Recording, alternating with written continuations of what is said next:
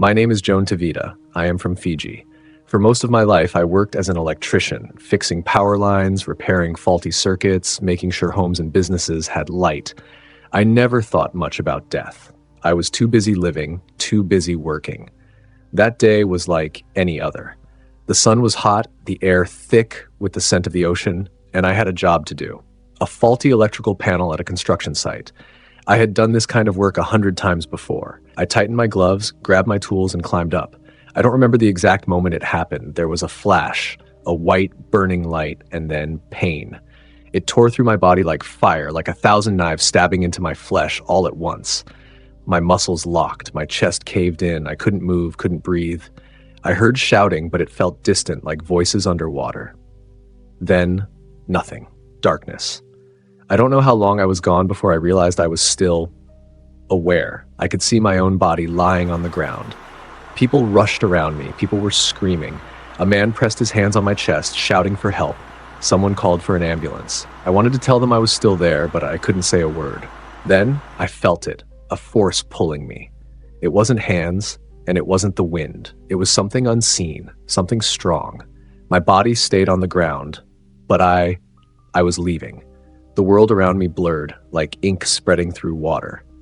The sounds faded. A heavy silence wrapped around me. Then I saw them. Dark shapes, moving in the shadows, watching, waiting. Their eyes burned like dying embers, filled with something that made my soul tremble. I knew somehow they had been waiting for me. Panic gripped me. I tried to run, but where? There was no ground, no sky, just a vast emptiness stretching in all directions.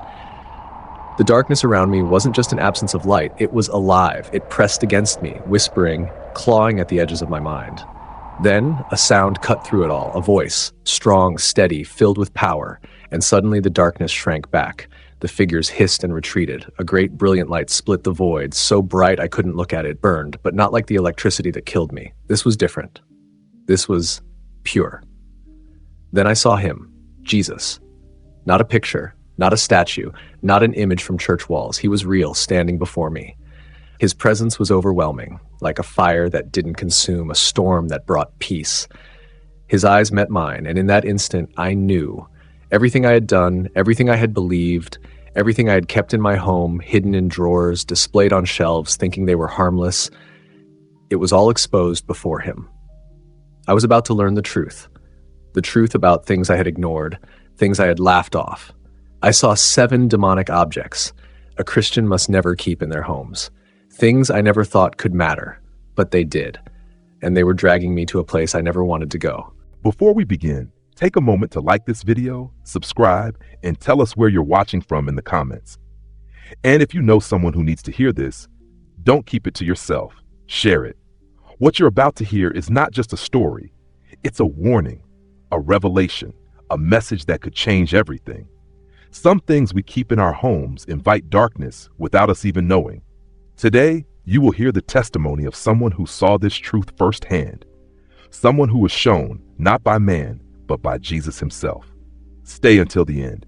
And if something stirs in your spirit as you listen, don't ignore it. The first object you must never keep in your home: occult books and witchcraft materials.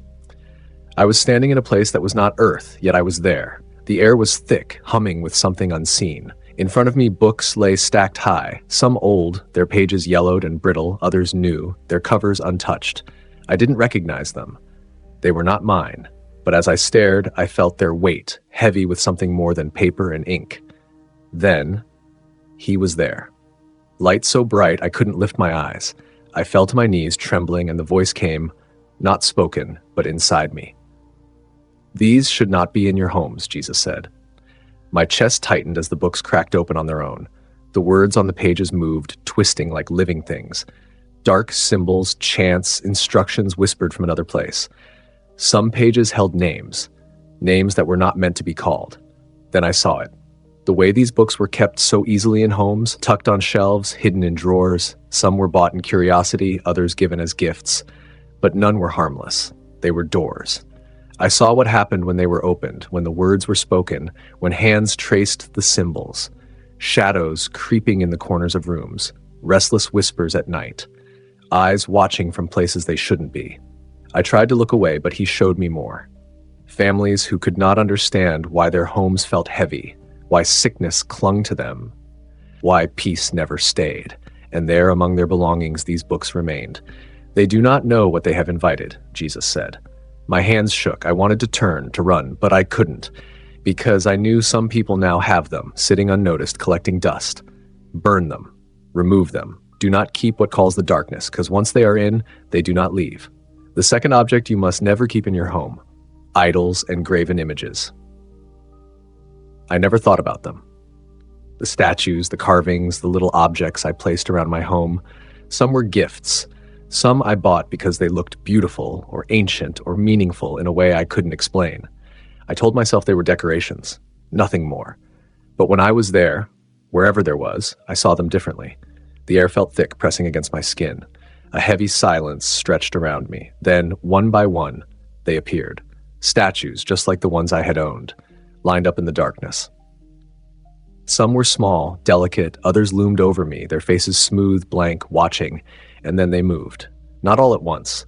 Just a shift, a breath, a slight tilt of the head. My stomach turned. They weren't lifeless. They were waiting. I tried to turn away, but the space around me bent, forcing my eyes back to them. Their mouths stretched open. No sound came, but I heard it, inside me, around me, whispering from nowhere. Words I didn't understand. I looked down and my hands weren't empty. There, resting in my palm, was the small idol I had once placed on my shelf, the one I never thought twice about.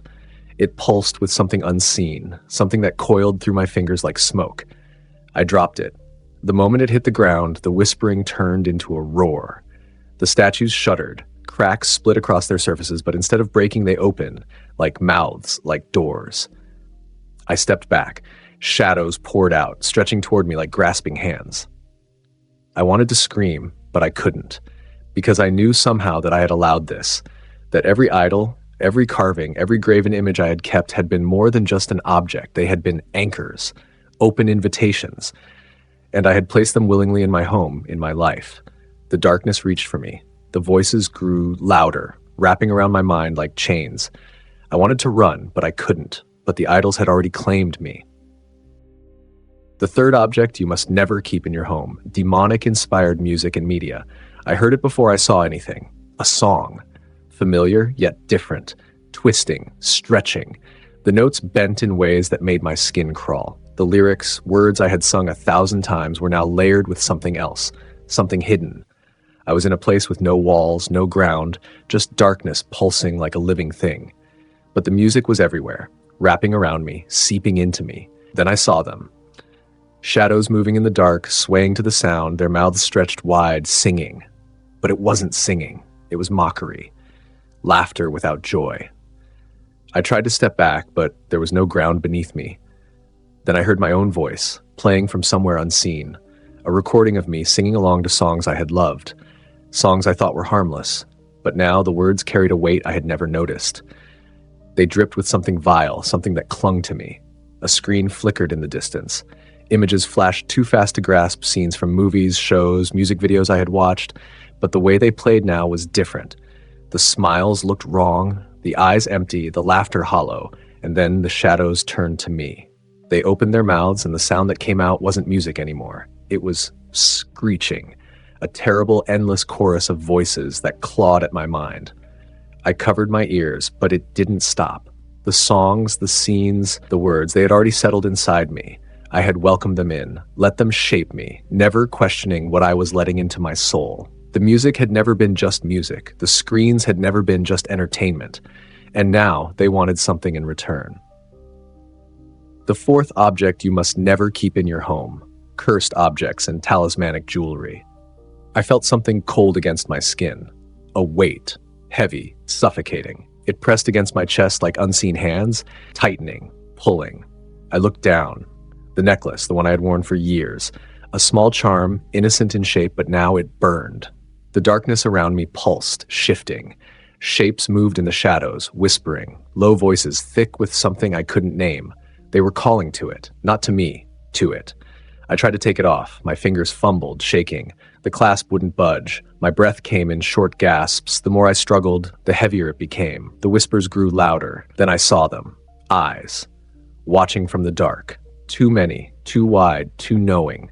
They had always been there, waiting, bound to the things I had carried without a second thought. Flashes of memory. A ring I had bought from an antique shop. A bracelet someone had given me, saying it was for protection. A small idol tucked in my drawer, taken from a market stall, its meaning unknown to me. Now they were all here. Not objects, not decorations, not harmless trinkets.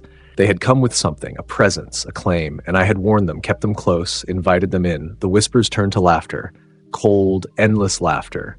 Then Jesus said, not loud, but clear, "You never owned them. They owned you." A sharp pain shot through me, but I knew the truth. Some things are not just things. Some chains are unseen until it's too late. The fifth object you must never keep in your home: dream catchers and New Age symbols. I was standing in a room that wasn't a room. There were walls, but they stretched and shifted, melting into the darkness. No doors, no windows, only objects, hanging, resting, waiting. A dream catcher spun slowly in the air, its web tangled with something invisible. The feathers twitched, though there was no wind. I looked closer. The strands weren't just string, they moved, twisting, pulsing, alive, and caught within them faces, eyes frozen in terror, mouths open in silent screams. I turned away, but more things surrounded me. Symbols carved into metal, runes burned into wood, stones etched with strange marks, humming like they held a voice trapped inside. The air felt heavy, thick with something unseen, something watching. A book lay open on a table. Its pages moved, though no one touched them. Words shifted, rearranging themselves. The letters curled like snakes, slithering into new shapes. I tried to read, but the meaning twisted in my mind, slipping through my thoughts like water through my fingers. Then Jesus spoke. They never knew what they were bringing in. The voice was everywhere, pressing against me, sinking into my skin. They thought they were safe, Jesus said. Shadows flickered. Behind each object, something moved, waiting, clawing at the edges of the light. But symbols are doors. The dream catcher spun faster. The air trembled. I reached for the web, and the moment my fingers touched it, a jolt, a pull, a force that did not belong to me. Then silence. My hands were empty, but in the darkness I could still feel them. Watching. The sixth object you must never keep in your home: voodoo dolls and ritual objects. I stood in a place that smelled of earth and old things. The air was thick, pressing down on me like unseen hands. In front of me, a row of dolls hung from the ceiling, their button eyes staring, their tiny arms limp. Some were wrapped in twine, others had pins sticking out of them, their fabric skin torn and frayed. A whisper brushed past my ear. I turned, but no one was there. The dolls swayed, though the air was still. My chest tightened. They were watching.